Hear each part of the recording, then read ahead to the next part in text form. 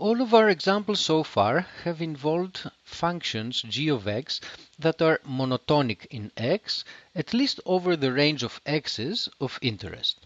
Let us now look at an example that involves a non-monotonic function. We're going to consider the square function, which has the shape shown in this diagram. And we will assume that x has a general distribution so that it can take both positive and negative values.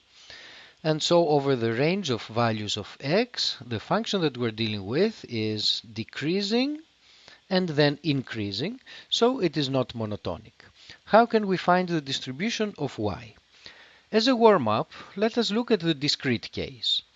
And as an example of the calculation, let us find a formula for the probability that the random variable y takes a value of 9.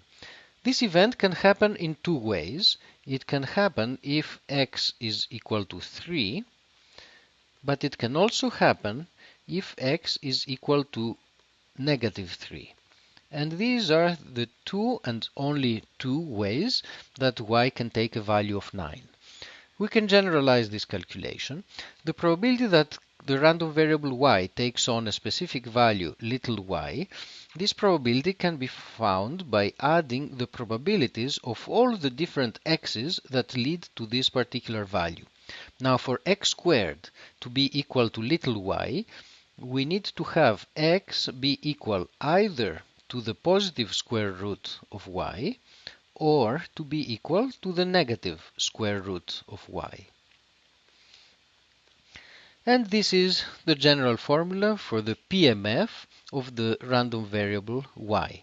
And it involves two terms because any given value of little y can happen in two ways, either by having x equal to the negative square root of y, or by having x be equal to the positive square root of y. We have here a situation where the function that we're dealing with is not invertible. For a given value of y, we cannot find a single value of x that will lead to that y, but instead we typically have two values of x that lead to that particular y, namely the positive and the negative square root of y. So we cannot use the tools that we used before in the monotonic case where we dealt with the inverse function. What we can do instead is to proceed from first principles and calculate the CDF of the random variable y. CDF of y is the probability that the random variable is less than or equal to a certain number, and we're going to focus only on the case where that certain number is non-negative. If little y is negative, then we know that this probability is going to be 0 because the random variable y cannot take negative values. Now, this is the probability that the random variable x squared is less than or equal to y. So what we did here is to express this event in terms of the original random variable, capital X, whose PDF is presumably available. Now, this event is the same as requiring the absolute value of x to be less than or equal to the square root of y. And this event again is the same as having the random variable x be between the negative and the positive square root of y. In terms of a picture, the random variable capital Y takes a value less than or equal to this particular little y if and only if the random variable x falls inside this range. Now we want to express this probability in terms of the CDF of x. The probability that we're looking at, the probability of this interval, is equal to the probability that x is less than or equal to the square root of y. This is the probability from minus infinity up to square root of y. But from this we need to subtract the probability of this interval. and that would be the CDF of the random variable x up to the point square root of y. So we now have an expression for the CDF of y in terms of the CDF of x.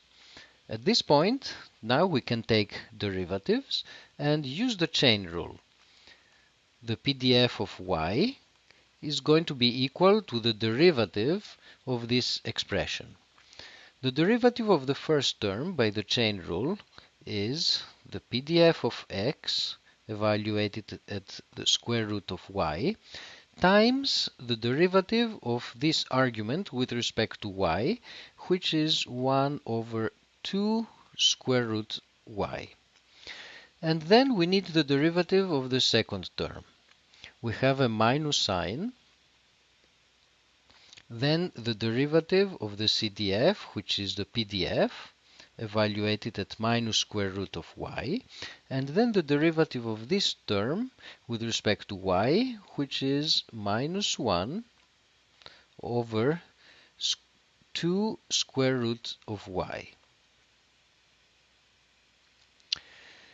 Now we have a minus sign here and a minus sign there, so the 2 cancel out. We can get rid of this minus 1 term and change this minus into a plus, and this is the final form of the answer. So we see that the PDF of y evaluated at a particular point, which tells us something about the probability that the random variable takes values around this point, has to do with the probabilities that the random variable x takes values around here or around there. There are two contributions, and this is because there are two different ways that a value of y may occur, either x falling here or x falling there.